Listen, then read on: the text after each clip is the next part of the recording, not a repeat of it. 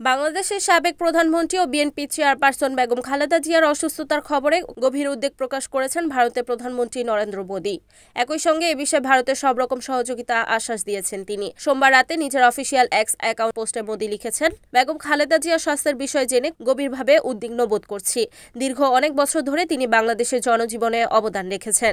তার দ্রুত আরোগ্য লাভের জন্য আমাদের আন্তরিক প্রার্থনা ও শুভকামনা রইল।